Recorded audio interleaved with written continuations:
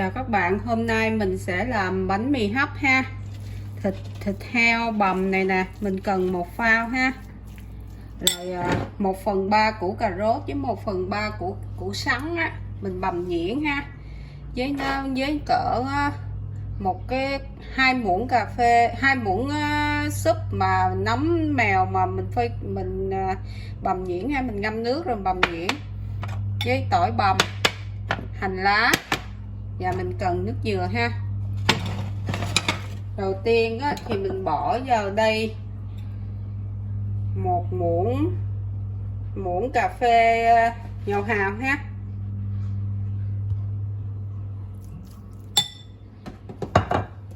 Và một chút xíu tiêu để mình ướp cái thịt này, để mình xào, để mình làm rồi mình trộn nó đều lên ha. Rồi để qua một bên, bắt chảo lên bếp, mình cho vào một chút dầu ô liu nha. Nhiêu đây đủ rồi. Sau đó mình cho tỏi vào ha. Tỏi nó hơi vàng vàng, mình cho vào đây một chút ớt màu nha. Cỡ nửa muỗng cà phê thôi.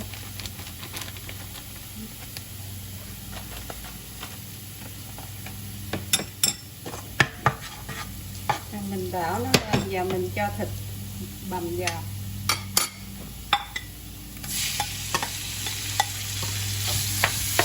Mình đào cho cái thịt nó săn ha.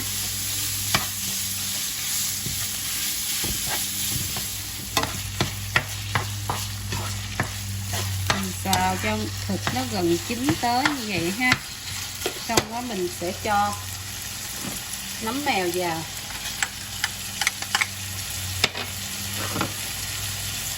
Cà rốt và củ sắn mình cho vào hết luôn. Rồi mình trộn đều, mình xào nó lên.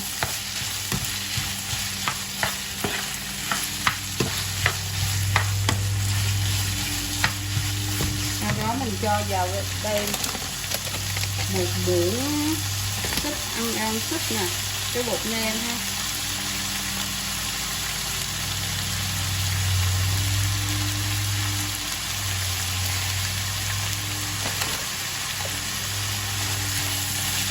Mình xào tất cả các gia vị cho đến khi nó chín nha, nó xong rồi nó chín nha, là nó lên là xong xuôi.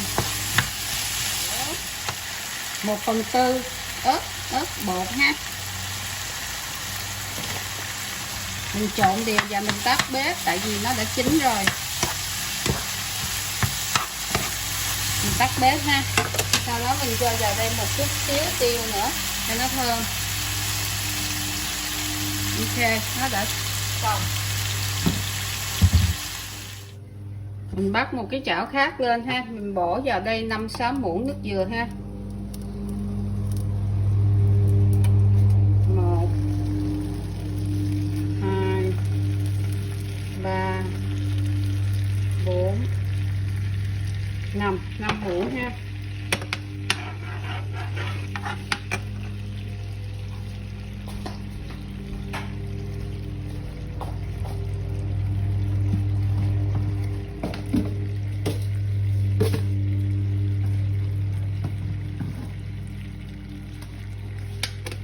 Sau đó cho vào đây một chút xíu muối nha, một chút xíu cho nó có vị mặn mặn thôi. Nó sôi như vậy rồi mình mới tắt để lửa lô ha. Rồi cái mình lấy một chút bột năng á, một chút xíu thôi, mình khuấy nó như vậy nè, để cho nước dừa nó đặc. Mình mới đổ vô trong nước dừa này. Ok.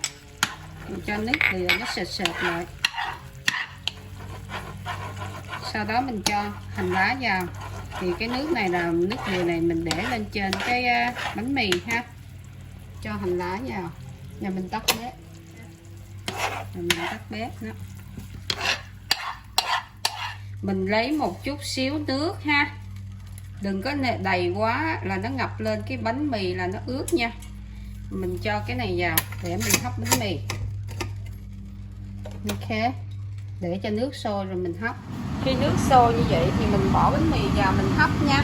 Hấp cỡ 3 phút thôi nha. Hấp nhiều quá là nó sẽ mềm ha, mà mình đừng có để nước nhiều quá, nó chảy lên, nó lên trên cao quá thì nó cũng sẽ mềm bánh mì ha. Trong vòng 3 phút. Sau 3 phút thì bánh mì nó đã ok rồi đó, mình mới lấy ra ha. Lấy ra cái mình bỏ cái thịt mà mình làm đó lên trên ha, mình bỏ lên trên như vậy. Sau đó mình bỏ nước cốt dừa mà mình làm với hành á, mình bỏ nó lên.